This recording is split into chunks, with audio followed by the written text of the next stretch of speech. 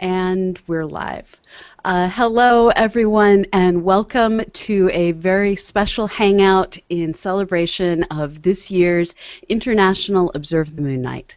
For the next half hour to an hour, depending on how fast the photons decide to resolve themselves on our screens, we will be bouncing images off of the Earth's moon, and these are images that were taken during International Observe the Moon Night. And joining me tonight, I have Andrea Jones, who is the lead for the International Observe the Moon Night project, and I also have Daniela DePaula, who is the artist who has come up with the idea for OPTICKS, which is what we call this program of bouncing images, artwork, and other digital data off of the moon.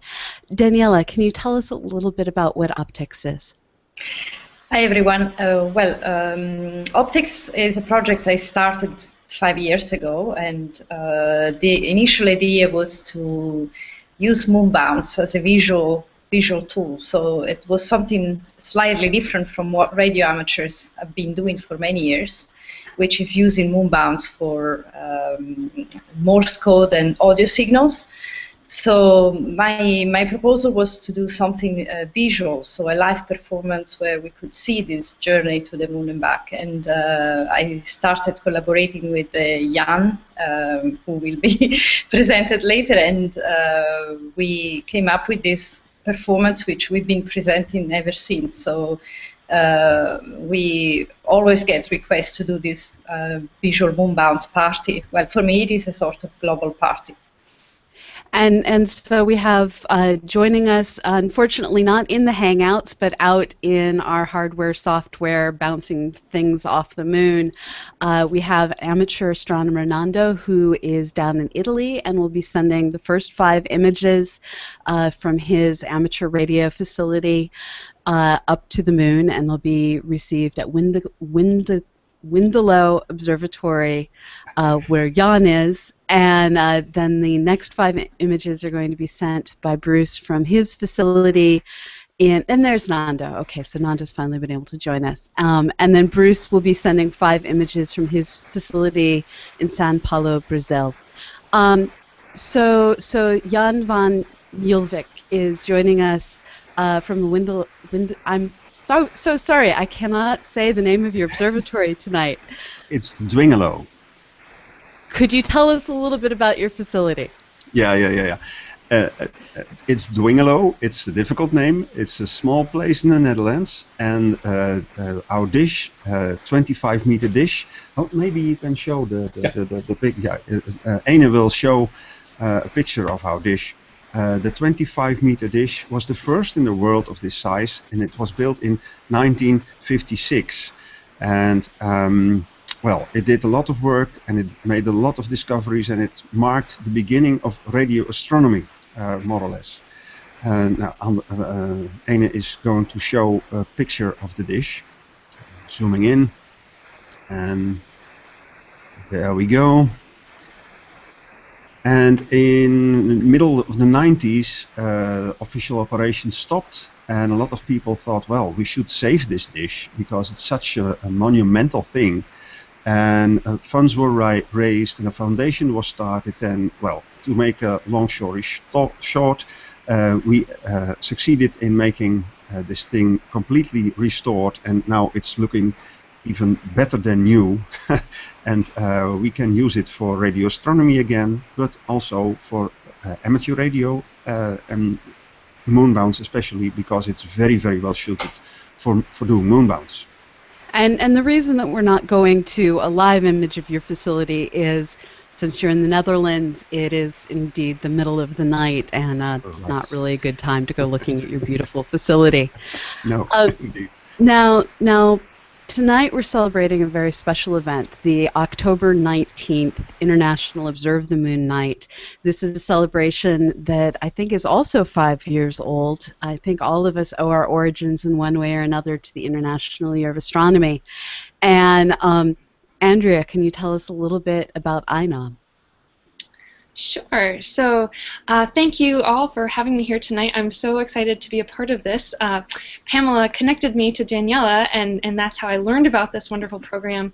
And something that we have wanted to do to thank people for getting involved in International Observe the Moon Night is to bounce these images from that event off the moon. And so what International Observe the Moon Night is really a global celebration of lunar and planetary science. So we got our origins back when the Lunar Reconnaissance Orbiter and the L-Cross mission were launched and successfully went into orbit around the moon. And we had big celebrations just at 2 NASA centers in the US, and then had such a wonderful response, so much enthusiasm for it, that we picked it up and kept going, and then it took off and went international. And this year we had 554 events that were registered around the world. We know that there were more, but people without internet access also celebrated, and so they didn't register but participated anyway.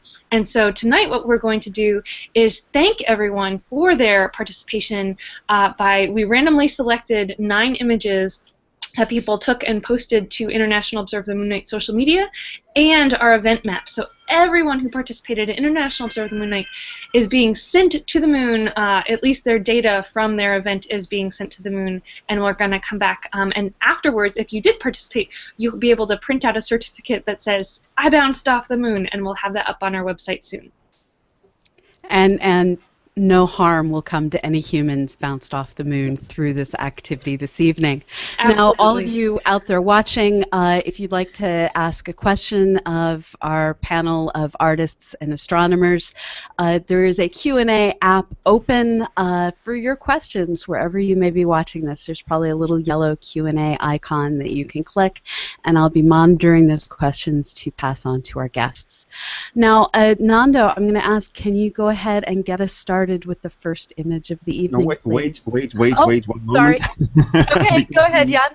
We need to adjust the camera to be that's able true. to see. That's true. Okay, we're going to do that now.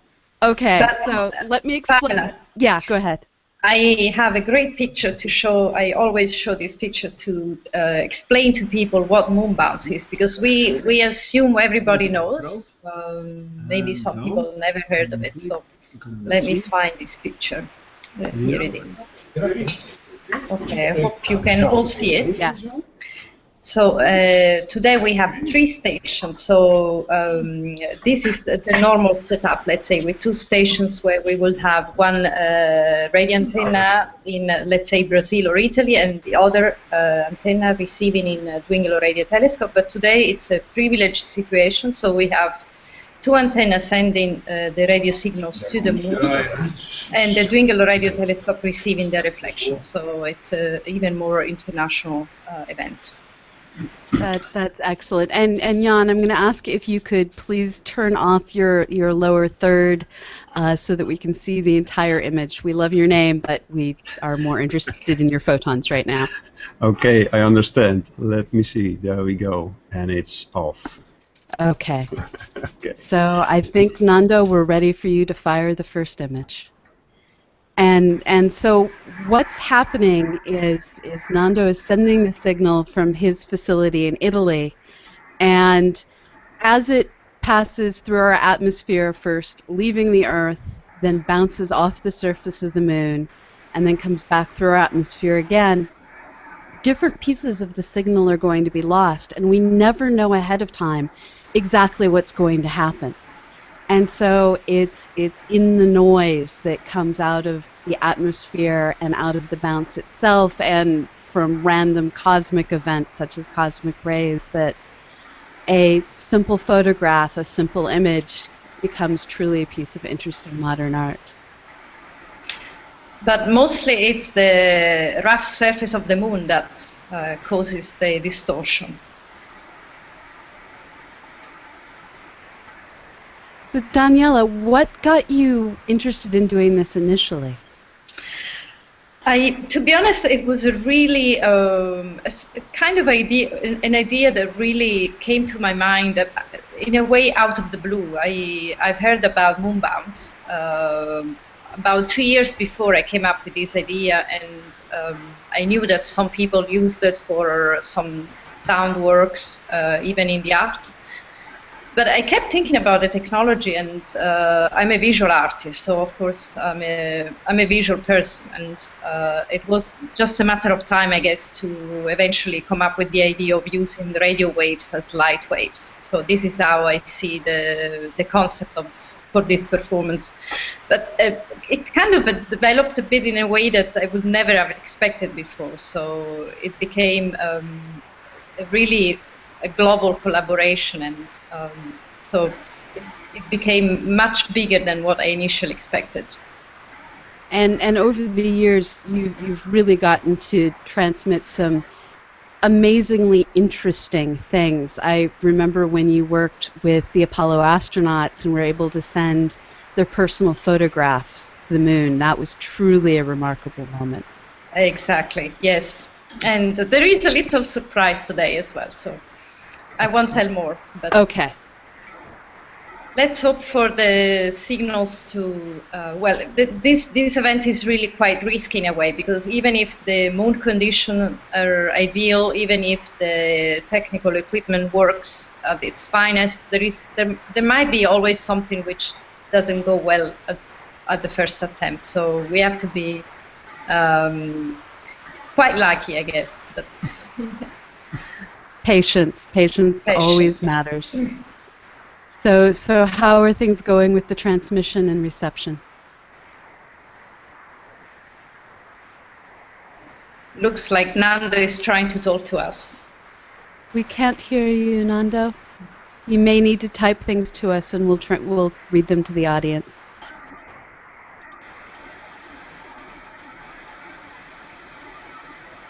Jan, can you communicate with him via text? I will try. Thank you. I can say something about this software that you see here in the screen. This is called slow scan television. It's the digital version of the slow scan television, which was used by NASA in the 60s already. So if you are, and if you know about space history a little bit, you will remember the images that were sent from Fate 7, for example, one of the space missions where they used slow scan television to transmit images of astronauts, and it works pretty much in the same way, where the image gets loaded very slowly, line by line by line, and it takes a while before you see the full image. And I think this is really quite beautifully, also artistically.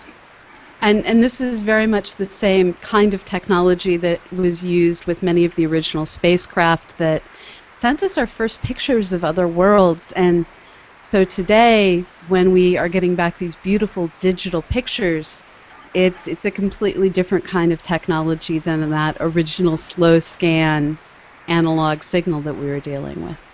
Yes. So can you talk a little bit about, I thought it was so interesting, the image that Jan showed us, that I assume was what one of the images that one of the International Observer of the Moon Night participants took, translated into some sort of, this is going to be radio waves, but we're seeing it visually. Can you just talk a little bit about that? That was really interesting. First image coming.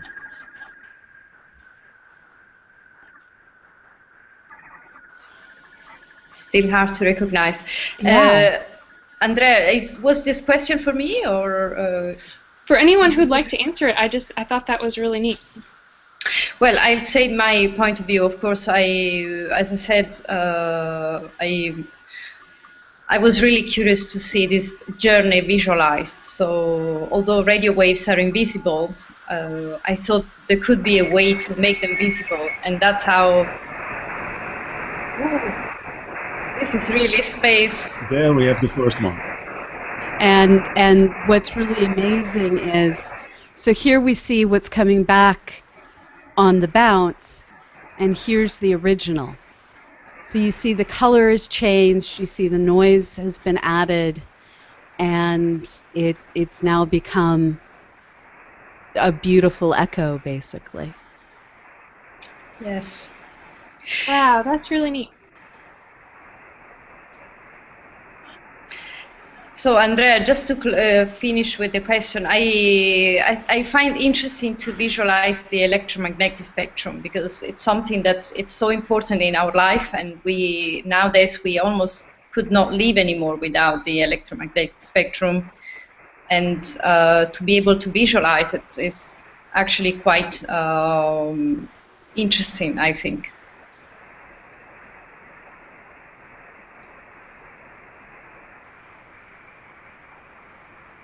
So there's the first image. We have a comment coming in from Thomas Tranecker who writes, "It's interesting to see analog pictures from space."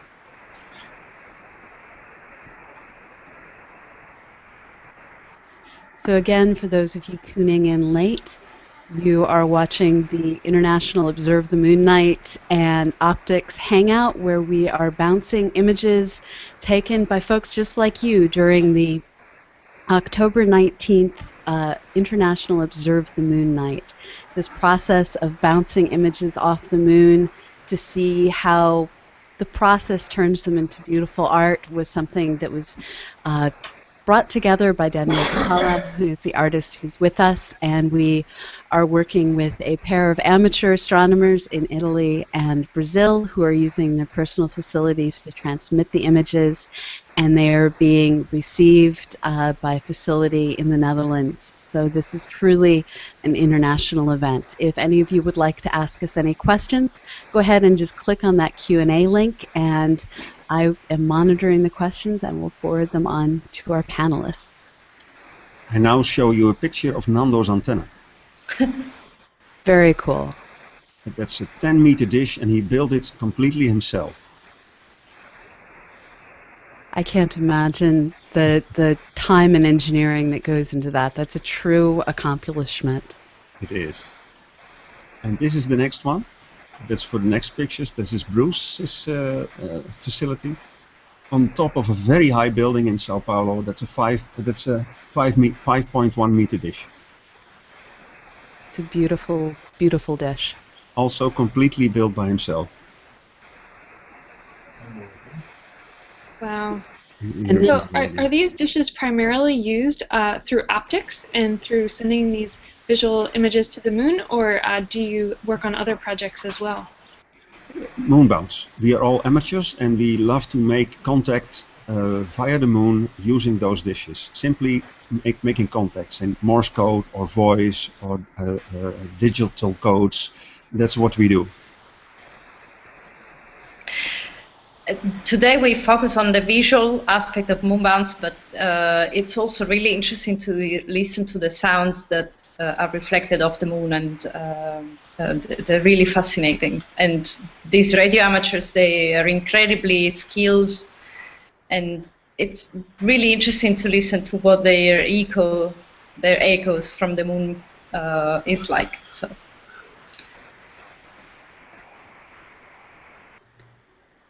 So the wait that we go through isn't due strictly to the time it takes for the light to get from the Earth to the moon and back. That, in fact, is just a few seconds. But it takes time to transmit pixel by pixel by pixel.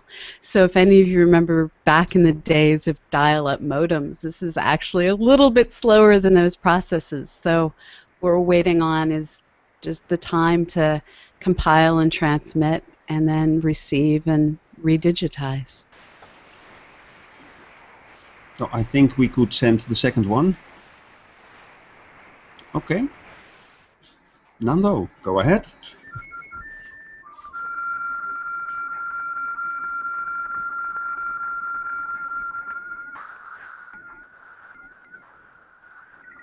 Well, the sound effects sound really official and exciting. That's the sound of slow scan television. That's great.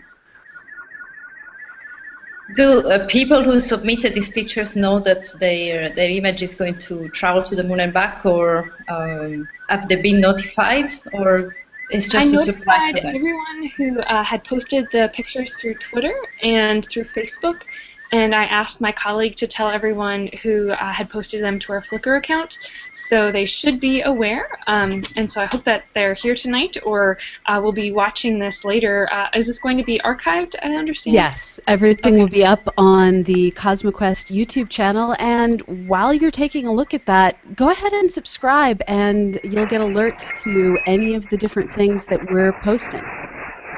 Wonderful. Well, I love this image. And this was taken by an astronaut in the International Space Station, and I'm actually not sure who took the image, but astronaut Clayton Anderson is the one who posted it using the Moon Night hashtag, and so I let him know that we were going to send this up to the moon. Great.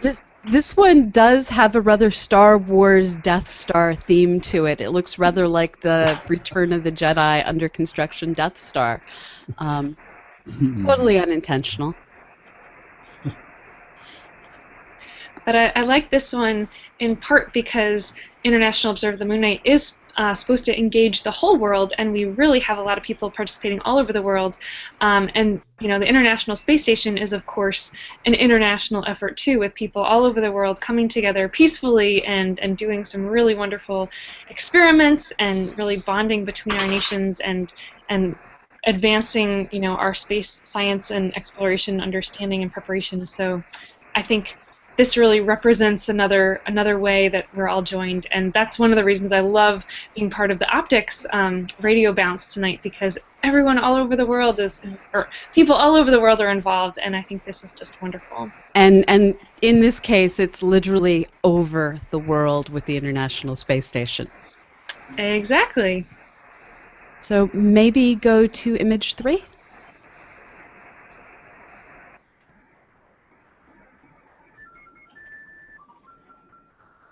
And I should have mentioned, I forgot to, but the first image that you all saw was taken by, I believe he's a solar system ambassador in Virginia, who hosted an event outside of a library, and that was a picture that he took. So that was from David Abo. I don't know how you pronounce his last name, but thank you, David, for submitting that.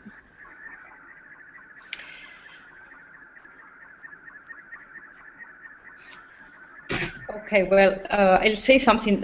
Jan is really busy in receiving the signal, so maybe he cannot speak now. But you see this. Oh, okay. Sorry, I was just trying to say about the small adjustments that you're making, and I guess that's something to do with the Doppler shift, or maybe something else. Yeah, it has something to do with the timing of all those lines, and fortunately the software does it all by itself. So sometimes you see it's shocking a little bit from left to right, and in the end it should be totally straight line. And it's sometimes not, but this time it worked fantastic. Yeah, that's it. Yeah. You see, there is a lot of detail in this picture, and a lot of detail is simply being lost by the process of moon bouncing. But when you know what the original picture looks like, you recognize the moon bounce result.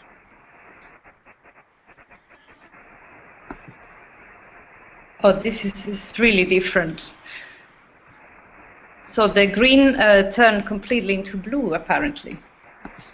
Well, and the palm trees went away entirely. I guess the moon doesn't like palm trees.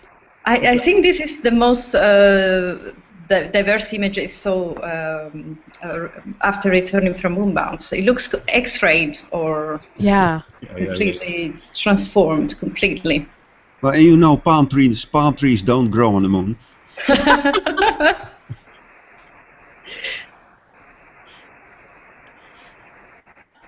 And this image was taken by Jose Castro at, let me check, I think it's the Riverside Astronomical Society event, from what I could tell, and he had posted it to Twitter. So I thought that was a really fun image with, you know, we have events at NASA Goddard all the time, but we have never had lights and palm trees like that, and I thought that was really fun to show the diversity of places where you can look at the moon and learn about the moon around the world.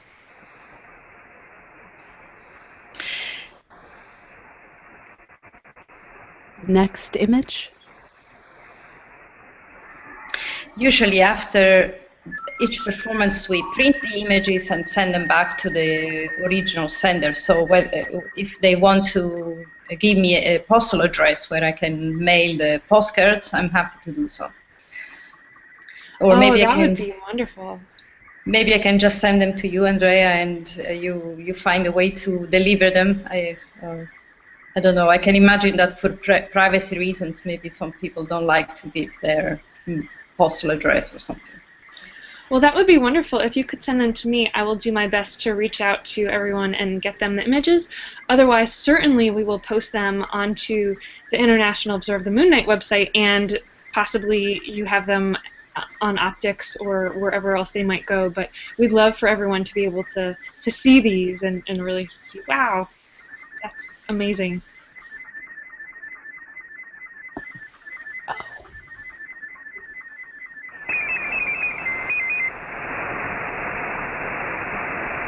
See, this one has some synchronization problems, so maybe we can do this one again, Nando. So this is the original. It was a event in Oman. Here we go. Yeah, this is better.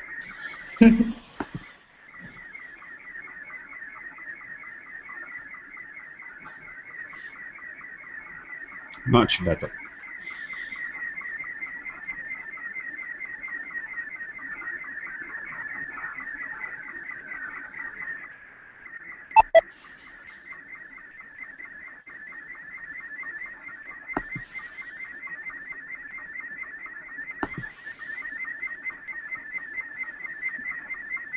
We have the comment, love the noise. I want it as an SMS alert on my phone.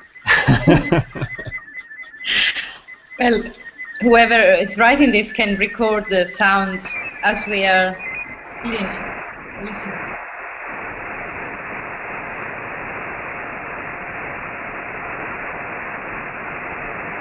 Yeah, the sounds are great. And as Pamela said, this was from an event in Oman, and I might mispronounce this, and I apologize if this is you, but this was taken by Malik Donahi in Muscat, Oman. And this particular person posted some great images up to Flickr, but I tried not to include any small children who could be identified from the front in these images, so that's something that we just have to do from NASA. But there are some really, really fun images on the International Observe the Moon Night site if you'd like to see other images that were taken at these events. But this one I thought was really, really neat to see everyone dressed up and observing the moon. I love how I love how the pattern in the brickwork came through. That's true.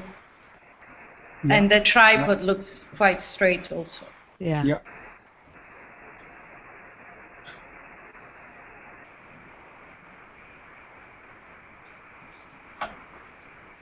The one continent that InOMN is still struggling to get an event on is still Antarctica. So if any of you out there watching this evening have contacts in Antarctica, hopefully next year, and we already have the date set for next year, we will be able to get an icy event. Can you tell us a little bit about what's planned for next year, Andrea? Sure. So International Observe the Moon Night next year will be on October 8th. We typically pick the dates to be in the fall because we really like everyone to be involved, but we find that teachers really like participating and having their students in their communities join us, and if it's too early in the year, they're just not able to be a part of this, and then if it's too late, it's also not so great for the school year. So a fall date is what we typically go for, and then we try to avoid religious holidays and other holidays that people might be not able to join us because of them. And then we always have a Saturday right now, just because that seems to be the day that people can most often hold an event. However, anyone, anywhere, anytime is always invited to look at the moon, and if you want to participate and can't, have an event on the 8th, that's okay. You can do it anytime around then. And what we try to provide for you are resources on our website, like a moon map of what the phase of the moon will be in on that evening, some recommendations for activities and things like that. And so we try to support the hosts and give you evaluation materials and other things that you might use. But my parents have an event each year on their deck, and they invite their neighbors, and they just sit around and look at the moon. And we have weddings places, and everyone just goes out and looks at the moon. Or we have events at ice cream shops and other places. So it's really just trying to get people looking at and learning about the moon. And however we can help you do that, we try to do that. So Nando, can you send the next image for us, please? And I'm getting an interesting question coming in from the internet. This is from Phoenix Torres. He asks, can you use the known or theorized geometry, such as the tripod leg, to digitally correct the images? I think that's a question for you, Jan. Sorry, can you repeat? I was trying to so sorry. Let the sound. No problem. So please ask again. Okay. Can you use the known geometry of, for instance, a tripod leg to digitally correct the images? Well, theoretically, that's possible, because when the synchronization goes wrong, you see that all those jumps happening. And actually, when it does not happen too often, it's easy. And Bruce did it once when we had a picture of our famous Dutch astronaut André Kuipers, and there was one shift in it, and then it was easy, because, well, you know how the face to look. And that way Bruce could correct using Photoshop the image. But when there are many, like the image from Oman, you saw there were many failures in the first image, then it's rather difficult to do that. But in theory, it's possible. So this is a piece of artwork that was sent. Andrea, can you tell us a little bit about this piece of art that has gotten a new flavor added to it? Sure, and this is another instance where I may completely get this name wrong, but Maria Linares Freire, or F-R-E-I-R-E, perhaps someone else knows how to pronounce that better than me, perhaps one of our international folks here, but I thought this was really fabulous, and this is an artist who uses geometry and nature to try to represent, the space and the world, and I thought this was really neat, something that we like a lot, and one of the reasons that lots of reasons we celebrate International Observe the Moon Night, but one is our community and personal and cultural connections to the moon, and I thought this piece really showed how people look at the moon and learn about the moon, but also represent the moon in different art forms. And, bouncing things off the moon really helps us do that too. But I just thought it was really neat that someone was inspired by the Moon Night to generate a piece of art and then post it to our Twitter feed. So thank you, Maria, and really, really neat to see how it looks now. Can I add that this is the first time we bounced gold? We never bounced the gold color, so. Oh, cool. I think Bruce was already testing. Is that right, Bruce? Are you already testing? Because we are now at number 6. So now it's Bruce's turn. And I already see something happening in my screen. So now we have to wait until this picture is completely filled. Otherwise we get a mix-up. Just send the start of it, so I stopped then. Okay. Yeah, but no problem. Well, you see how the things are developing. In a few seconds, you can go with number 6. So this is all happening live, folks. For those of you joining us now, my name is Dr. Pamela Gay, and I'm your host this evening. We are a collaboration that works to engage everyone around the world in learning and studying and creating artwork using our Earth's moon. Tonight we are balancing artwork and images that come from the International Observe the Moon Night celebration that occurred on October 19th, off of the moon using facilities built by hand by two of our guests, Bruce and Nando, who come to us from Italy and Sao Paulo. And we are receiving them with a large dish that is in the Netherlands. So here is our next image. Whatever the original is, it's a really interesting result.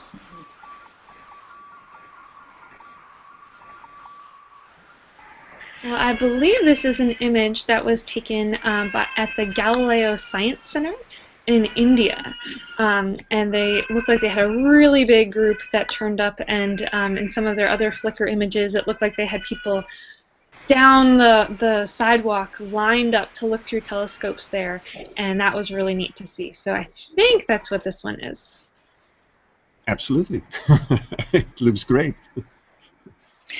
And we are actually looking at these images through Jan's camera, so it's not a direct feed from the computer, which means that the actual pixelation of the images are much more sharp. And when I will send you the digital file and you will post them on the website, you will see the difference. The colors and the pixels are much more defined, so that you can appreciate better the quality of the images. Ah, really neat. So I think we're ready for image 7.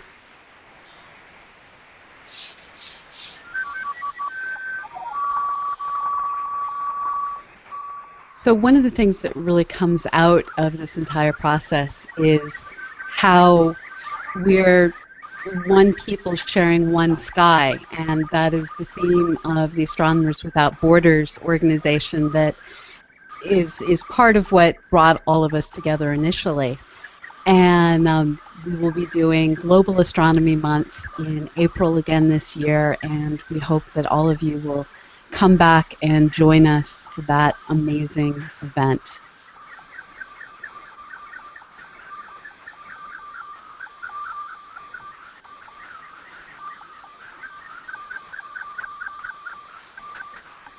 So this one looks really neat.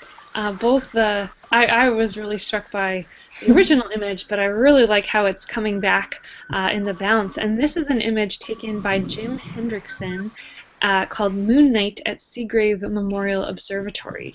And this was also posted to the International Observe the Moon Night Flickr page. So really, really neat to see the lights coming through.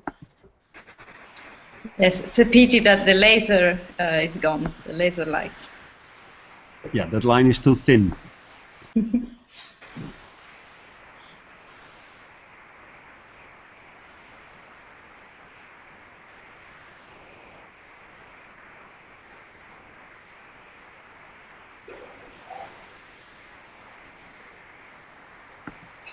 So with this International Celebration of Astronomy, you can see that no matter where you are in the world, we all share this one moon that we can see with our eyes, that we can peer into the depths of craters with telescopes of various sizes. And now you see that even for those who aren't looking, you can still listen to the light that we bounce off. And what's kind of interesting is on any given night, if you point a radio dish at the telescope, you can hear the noise of the cacophony of human signals that are bouncing off of it all the time.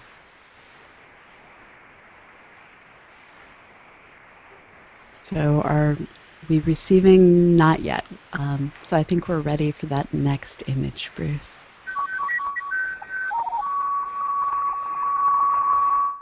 So I assume that the geometry of the stations is key in terms of deciding when to bounce images off the moon. Do you always bounce them, at the current phase, or do you have a range in which you can work? The phases of the moon, you mean? Yes. So does the phase of the moon matter, or does its location compared to the stations that you'll be using to do the bounce matter, or do all of those things matter? Well, of course, both stations need to see the moon, and that's very important. Otherwise, it won't work. And that's why we picked this moment, because at around 11 o'clock local time, local Europe time, Bruce just got moon in Brazil. So this was the only way to also have Bruce in the picture. And the phases of the moon don't matter, because the way the moon is lit does not make any difference for how the signals are bounced off. The moon is always there in full size. This big rock is always there. Do you notice any difference in your distortions depending on what part of the moon that you can see, or does it not matter? No, that does not matter. Whether there is some light or not, that does not matter at all. Well, and here we have the event map from International Observer Moon Night 2015. So if you participated this year and you were in a registered event, your event information has just been sent to the moon and come back. So your event information was just bounced off the moon, and look at that. You can not even really see the bubbles that much anymore. It's all just filled in, showing everyone across the world being part of this. And what we have to do now is fill in, as Pamela said, some of those gaps. So we need some bubbles from Antarctica and some more from Asia and Africa, and hey, Greenland too. So thank you to everyone who is a part of this, and we hope to keep getting more of those bubbles on the map next year. But I have a question for Jan about Antarctica. Has moon bounce ever been done from and to Antarctica? Yes, it has been done. There is an Arctic station where scientists do all kinds of work, and one of those scientists once brought a rather small moon bounce antenna to Antarctica and was able to have some contacts. But one of the problems, unfortunately, was that it was so cold that one of his radio cables simply broke. Those cables were normally, in normal climate, flexible, but then they were so cold that because of the movements, it broke, and he only had a few contacts. I'm not sure. I think Nando and both Bruce had a contact with those guys. I know. I see no Nando, no Bruce, maybe Nando, but me not. The cable was broken before I got him. So it was pretty rare. The next challenge will be doing visual moon bounce with Antarctica. Oh Maybe yes, in the future. that's a big challenge. Yeah. That would be great. So I think we're probably ready for our next image, and we have the comment coming in, "Ooch, I see Russia is empty." Well, luckily, I don't feel too bad that we don't have too many people participating in Siberia, because not too many people live there. But we definitely need to get some people from like the city of Krasnoyarsk and up along the Arctic Circle where they have so many oil cities. Absolutely. So if you know people there, certainly reach out to them.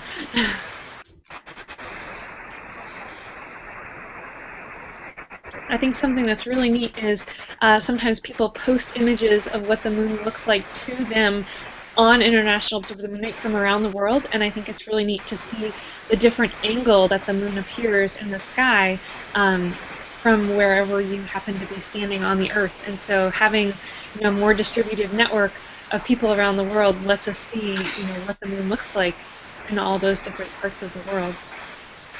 It looks like we're going to need to retransmit this one. I think we got as close to pure noise or dotism as we've ever gotten, and while Yes. this is quite beautiful.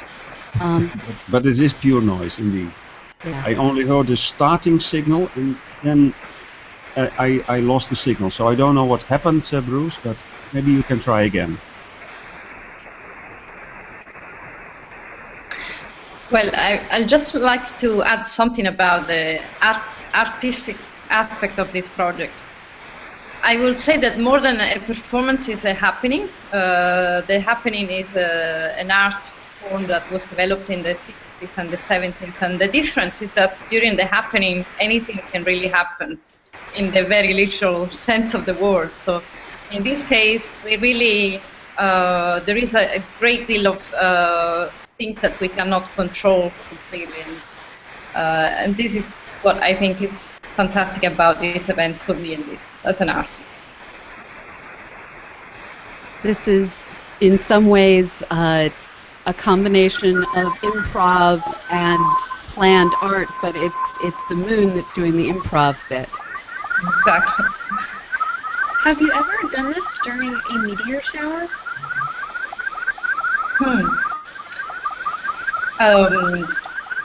I've heard some recordings of sounds reflected of meteor shower, but I doubt this would be possible with images.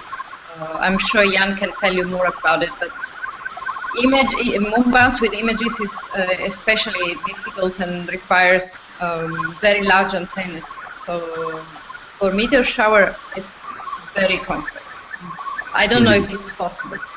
No, that's not possible because those reflections from meteor shells are very, very short. And to transfer one picture, you see, we need something like 1 minute, and we really need rather strong signals. Because reflections of meteors are sometimes only milliseconds. It can be done to have contacts, and we do that. I do that, and it's very exciting. But it's not possible to transfer pictures in this way.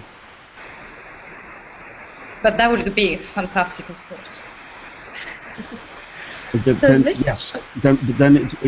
maybe it can be done by using very, very small pictures, of only a few pixels.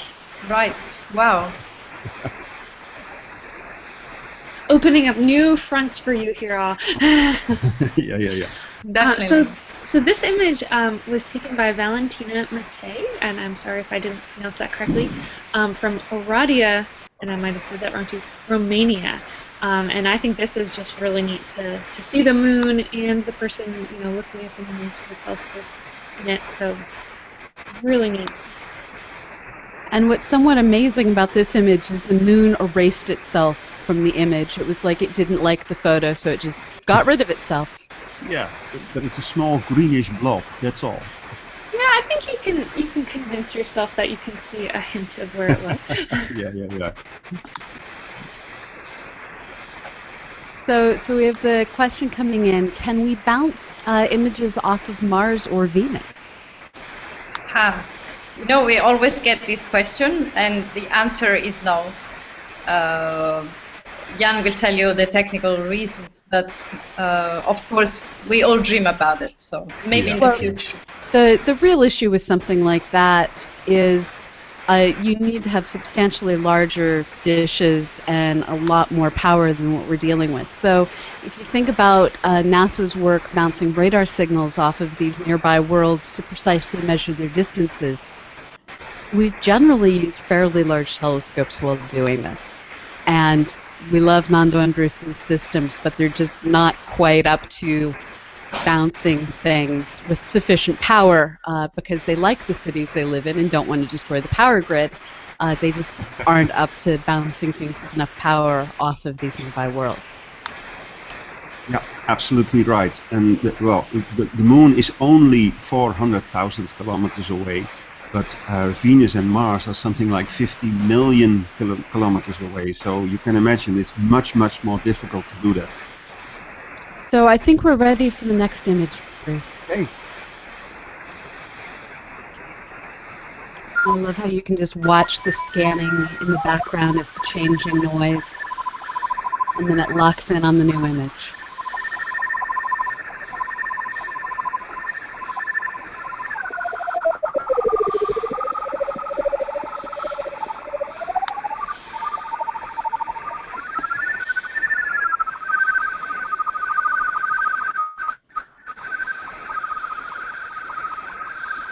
And this last image is from Raquel Nuno at UCLA, who is presenting in a planetarium on this year's International Observe the Moon Night.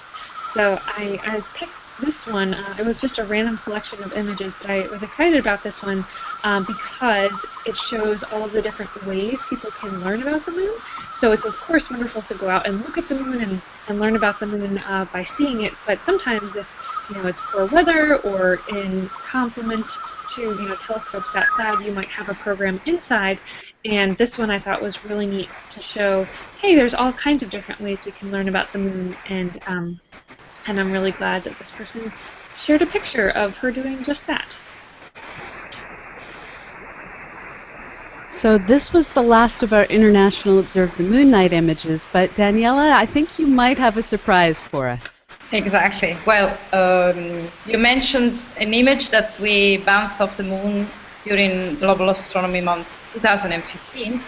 And as you probably remember, we had some problems during that night with one of the antennas involved. Now I don't remember the exact details. So Mike Simmons, the director, president, and founder of Astronomers Without Borders, asked us to bounce the image again. So here again tonight you will see the historical image that Charles Duke left on the moon in 1972, traveling to the moon and back again. So hopefully we will receive better results this time. So this is the bounce of Charles Duke's personal image that he left behind on the moon. This is his version of it that we are bouncing back off yet again. The original image is still on the moon, of course, and it's in a plastic envelope, and it is very possible that it's completely bleached out, so it's now completely white.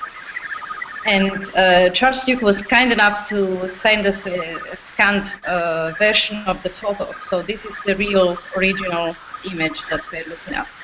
And this is him, his wife, and his 2 children.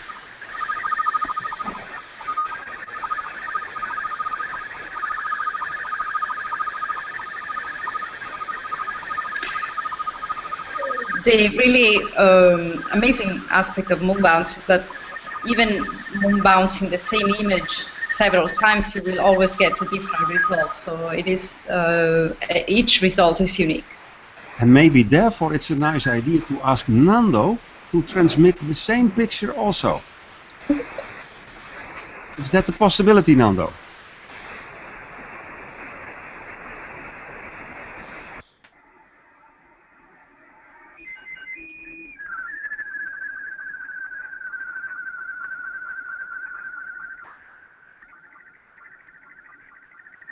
So those of you watching this are lucky enough to be part of history as we help Apollo astronaut send his family back to the moon 2 more times. Yeah. Although they look rather like aliens in this one. Yes.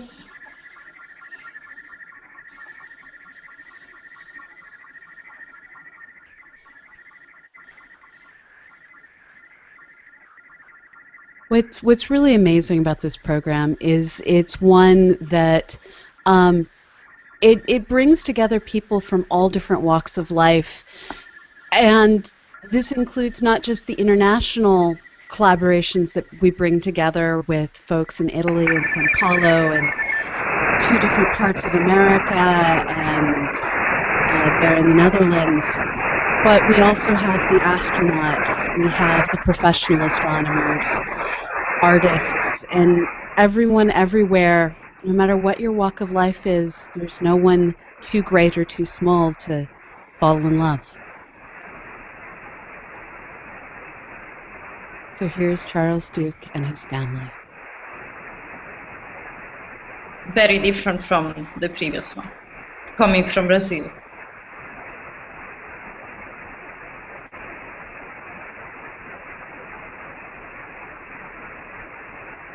What a wonderful surprise, Daniela. Thank you so much. Jan, do you have any final words that you want to leave our audience with as we conclude this year's celebration of International Observe the Moon Night with this fabulous moon bounce that has bounced around the world? We are going to do a little tour to show you a bit of our environment here where we are doing this. Ene is moving the camera again, therefore we put the camera on black for a moment. You won't see all the shaking, and there we are. Camera is almost back in position.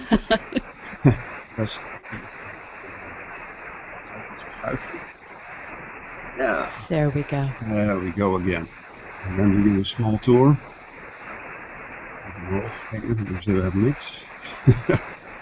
Yeah, there I am again. Okay.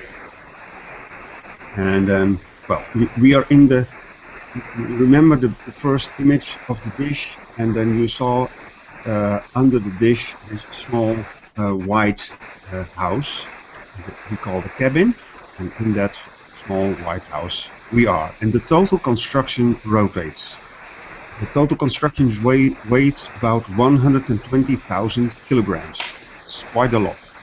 And the complete construction rotates. So while we are tracking the moon, the dish, the cabin, everything rotates and is following the moon. Now Ene is showing the software we use to track the moon. It's written by our own volunteers, completely custom made for this dish. And it works fantastically. We can point the dish with an accuracy of about 1,000th of a degree. And it works very, very nice. And now, zooming in, you see the yellow boxes, you see the numbers changing. That's azimuth and elevation of the moon as it is now over the Netherlands. Zooming in even more, and you see it all changing step by step because the moon is moving and we move, everything moves. So now we're going to show some instruments, I think. So when you refurbished your facility, did you replace a lot of the old vacuum tube technology and transistor technology with new digital, or did you refurbish the old technology? No, we use new technology. We now see a part of the new technology. The tube, the radio tubes were already out. Most old things were rather old transistors from the 70s, but also nowadays they are totally unusable. But we kept some. I think now we can go to the left and show you some old stuff. That's still rather new, it's new stuff, but those two racks on the left, that's all old stuff, and we kept this because it looks so nice. And we often get visitors here, and in a museum you are always told to not touch the things. Well, this is more or less a museum. Those things don't do anything anymore, and so we always say to children, please go ahead, touch them, turn the knobs as much as you like, and they love it. So that's the reason we kept these old things. Now, zooming in a little bit more. Looks like you have an old dot matrix printer in the background. Well, even before the dot matrix printer was invented, it's a pen recorder. A pen was moving over paper. This was the way it was done in the 50s. We did a project when we charted a part of the sky in neutral hydrogen, the hydrogen line, and we did, of course, using a computer, and we did the work in about half a day. And that half day's work, in the old days, people told us they needed about 1 year to do the same using this technology. Because imagine, in those days, there was no computer in 1956. There was even not a calculator. They only had those arithmetic, how do you call them? Yeah, slide rules. Slide rules, right, slide rules. That was the only thing they had.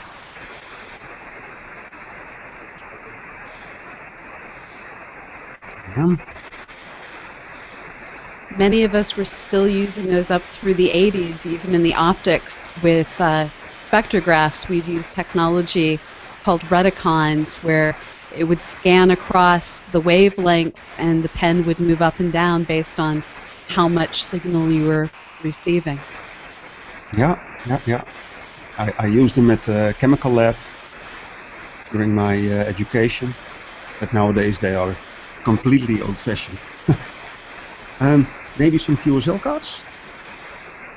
We have a collection of QSL cards. Well, what's a QSL card? Well, we radio amateurs make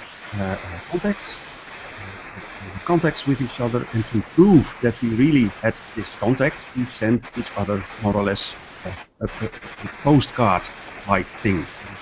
We have a collection here. Oh, that's excellent. You can see most people are very proud of their dishes and their antennas they build themselves, so you see many pictures of dishes. In the upper right corner, we see the dish, a former dish from Bruce. Bruce has made several dishes. There it is. And I think, unfortunately, Nando's card is not in this collection, but of course we have Nando's card. Yeah, we could not put them all on display.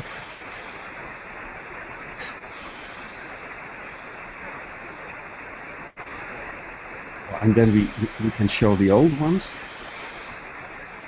Because the director of this institute, Lex Muller, was also a radio amateur in the old days, in 1930s, 40s, 50s. And there you see some very, very old QSL cards from contacts that Lex Muller made himself, not with this dish, but with his own antennas on shortwave radio. We can go even a bit more left, and then we can show you Lex Muller himself, because we have a nice picture of him as a young man. There we go. And there he is, standing in front of the cabin of this radio telescope. You see, under the picture you see C.A. Muller, 1923, 2004. So he just didn't live long enough to be a witness of the restoration.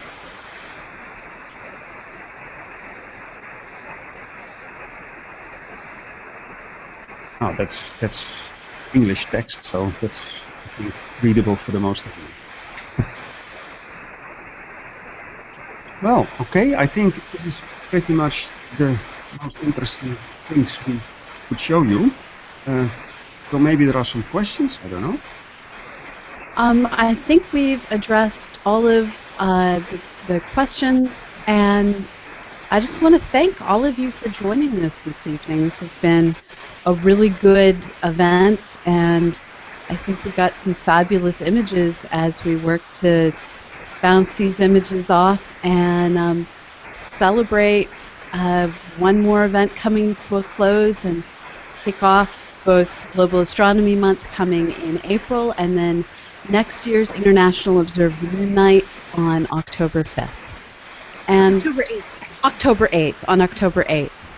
So thank you all for joining us, and if you want to learn more about these projects, we have included links to both Daniela's site and to Andrea's programs, all in the show notes that accompany this video. As always, you can join us in exploring the moon at cosmoquest.org. So observe the moon with all of us on International Observe the Moon Night, and let's mix our science and art with the optics program led by Danielle DePaula.